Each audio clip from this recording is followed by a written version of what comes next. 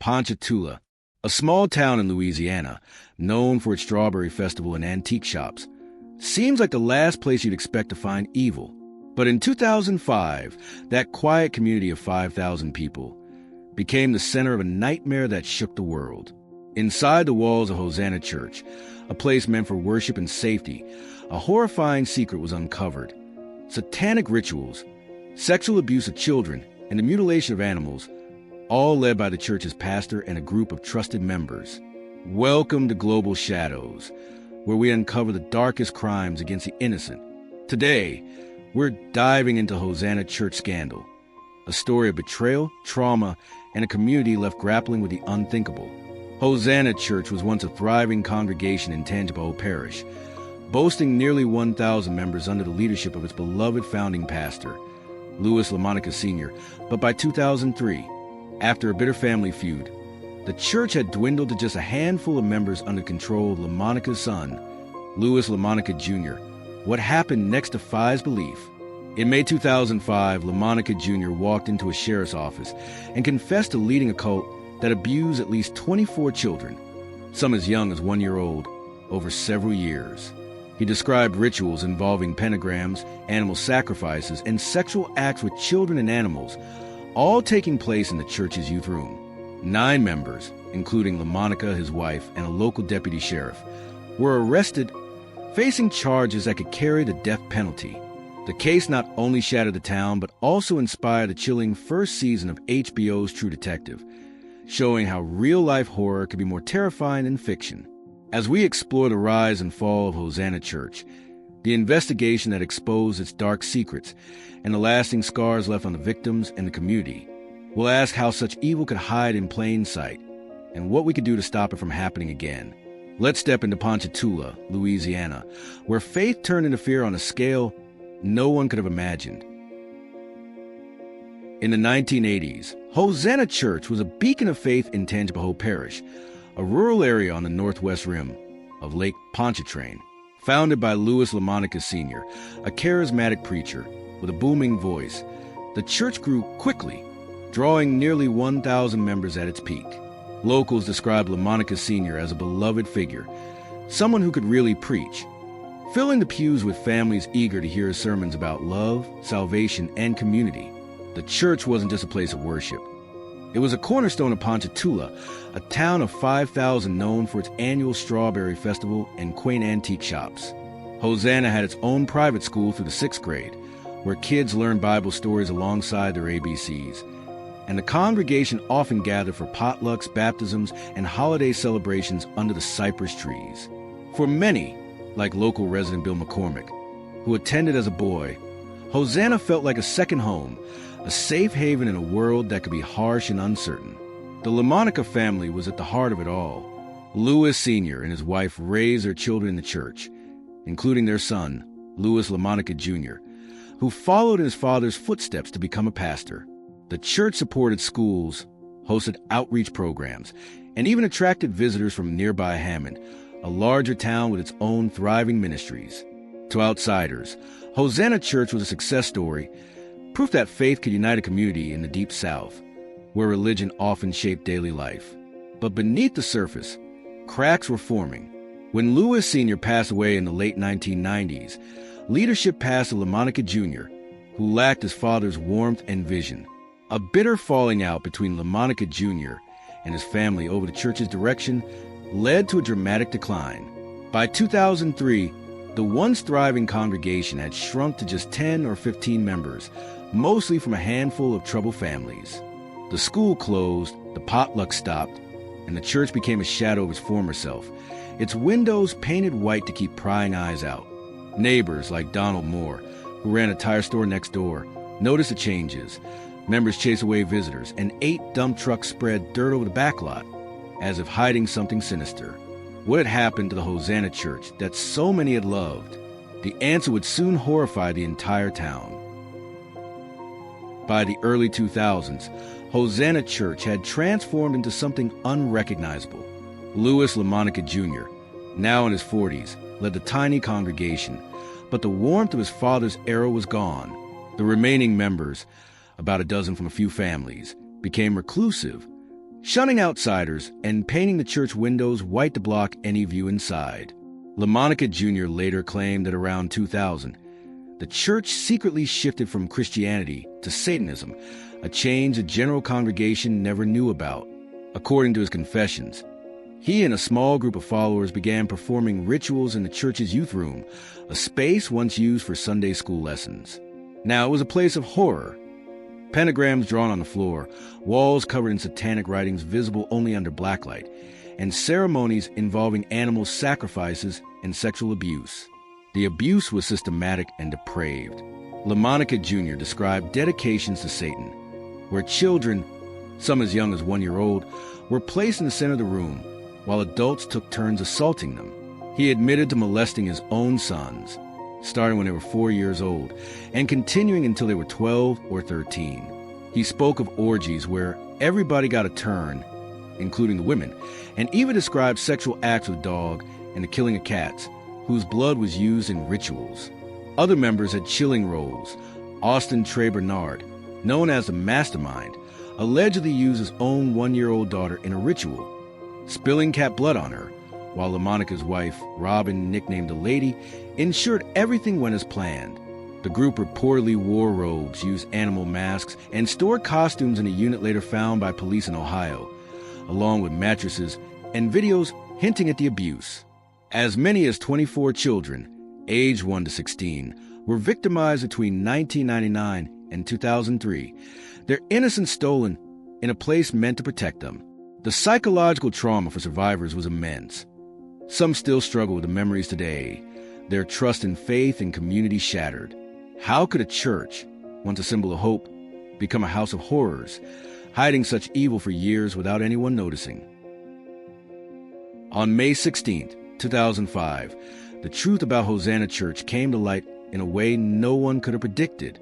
Louis Lamonica Jr., then 45, walked into Livingston Parish Sheriff's Office, just outside Ponchatoula, and calmly confessed to Detective Stan Carpenter.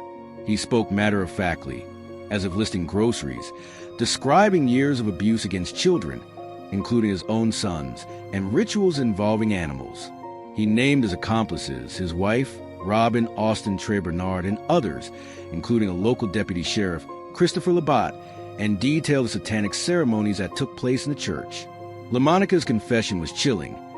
He admitted to molesting boys from age 4, engaging in bestiality, and orchestrating group assaults where children were dedicated to Satan. He even handed over 260 pages of handwritten notes, explicit accounts of the abuse, later verified by a handwriting expert as his own. The confession wasn't prompted by an investigation. Lamonica wasn't even a suspect at the time. Just 2 days earlier, Nicole Bernard, Trey's wife, had called the Tangipahoa Parish Sheriff's Office, saying she fled town to protect her child from the church's abuse. Her call triggered the investigation, but Lamonica's voluntary confession blew the case wide open. Within days, 9 members were arrested, including Lamonica, Robin, Trey Bernard, and Deputy Labat, who had once lived on the church grounds. Police searched the church, finding evidence of the rituals, pentagrams, satanic writings, and traces of animal blood, though some physical evidence was lacking, raising questions about the full extent of crimes. They also seized a dozen computers believed to contain child pornography and found a storage unit in Ohio with mattresses, videos, and 9 garbage bags of costumes, confirming the group's activities extended beyond the church. The town of Ponchatoula was stunned. Everyone knew the Lamonicas and their church, yet no one had suspected the horrors happening inside. "You can't believe something like that was going on right under our feet," said Donald Moore, the tire store owner next door, echoing the shock felt across the community. The arrest made national headlines, with some calling it one of the worst child abuse scandals in Louisiana history, a betrayal of faith that left Ponchatoula reeling. How could so many fail to see the signs of such monstrous acts? The investigation into the Hosanna Church scandal moved quickly after Lamonica's confession, but it wasn't without challenges. Tangipahoa Parish authorities, aided by the FBI, faced the daunting task of piecing together years of abuse with limited physical evidence. The church had been shuttered since 2003, and the youth room, once the site of crimes, had been cleaned, though blacklight revealed satanic writings on the walls. Detectives interviewed victims, many now teenagers, who confirmed the abuse, describing rituals with robes, pentagrams, and animal sacrifices. However, some physical evidence was missing. No blood-drawn pentagrams or documented injuries from the alleged rapes, leading skeptics to question if the satanic elements were exaggerated, possibly influenced by the satanic panic of the 1980s and 90s. Lamonica's sons later recanted their initial statements, claiming their mother, who had left Lamonica before his confession, pressured them to lie, further complicating the case. In 2008, Louis Lamonica Jr. went on trial in Omitted, Louisiana, charged with 4 counts of aggravated rape involving his sons and a 2-year-old girl related to another church member. Prosecutors played 2 audio confessions where Lamonica detailed the abuse, including his claim that nobody brainwashed nobody, directly contradicting his defense attorney's argument that he was manipulated by another church member, Lois Mowbray. The jury also heard from victims and saw Lamonica's handwritten notes, 260 pages of explicit counts. Lamonica was convicted and sentenced to 4 life terms without parole, a ruling upheld despite his later attempts to retract his confession. Other members faced justice too. Trey Bernard and Alan Pearson were convicted of aggravated rape, while Robin Lamonica and Lois Mowbray were charged but saw lesser sentences or dropped charges in plea deals. Deputy Christopher Labat faced charges but was acquitted due to lack of evidence. The trials left the community divided. Some saw the convictions as justice. Others believed the satanic elements were overblown, a remnant of moral panic. But for the victims, the scars remained, their childhood stolen by those they trusted most. How does a town heal from such a betrayal? The Hosanna Church scandal left Ponchatoula forever changed. Its sense of safety and trust in religious institutions shattered. The church itself, once a symbol of faith, sat empty after the arrests, its walls sprayed with graffiti, a haunting reminder of the evil that took place inside. Some in the community called for it to be razed. One company even offered to buy the land, bulldoze the building, and build a hospital in its place, hoping to replace darkness with healing. But in a twist of fate, Hurricane Katrina struck in August 2005, just months after the scandal broke, gutting the building and sparing anyone the task of demolition. For many, it felt like an act of God, cleansing the town of a place so tied to shame and horror. The emotional toll on Ponchatoula was immense. Residents struggled to reconcile the Hosanna Church they once knew what the nightmare became. Everybody knew the pastor and his family, said journalist Yana DeBoni in a 2014 documentary, noting how some townsfolk refused to talk about the case, as it denied it could erase the pain. Many former members, like those who migrated to Harvest World Outreach Ministries in nearby Hammond, turned to faith for healing, with pastors like Eddie Robinson preaching that the enemy had infiltrated Hosanna when its leadership failed to keep evil out. The victims, meanwhile, face a long road to recovery. Some, now adults, still grapple with the psychological trauma, their trust in authority figures and religion deeply damaged. The scandal also sparked broader questions about the satanic panic of the era, with some researchers arguing the satanic elements might have been exaggerated by groupthink and moral hysteria, though the core abuse was undeniable. The Hosanna case became a cautionary tale, even inspiring the first season of HBO's True Detective, which drew on its themes of ritualistic abuse and corruption in a small southern town. Ponchatoula, though, just wanted to move on, rebuilding its sense of community, while vowing never to let such darkness take root again. How do you restore faith after it's been so deeply betrayed? The Hosanna Church scandal didn't just leave scars on Ponchatoula. It sent shockwaves through the broader conversation about child safety and religious institutions. The case became a grim benchmark for how evil can hide in plain sight, even in a house of worship. It highlighted the dangers of unchecked power in small, insular communities, where a charismatic leader like Lamonica Jr.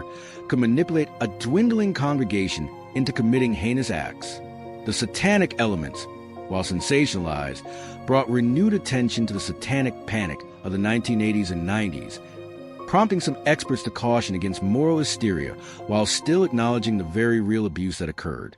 The scandal also influenced pop culture. Nick Pizzolatto, creator of True Detective, drew inspiration from Hosanna for the show's first season, weaving its themes of ritualistic abuse and corruption into a fictional narrative that captivated millions.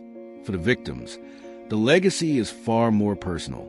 The 24 children abused between 1999 and 2003, now adults, carry the weight of their trauma into their daily lives.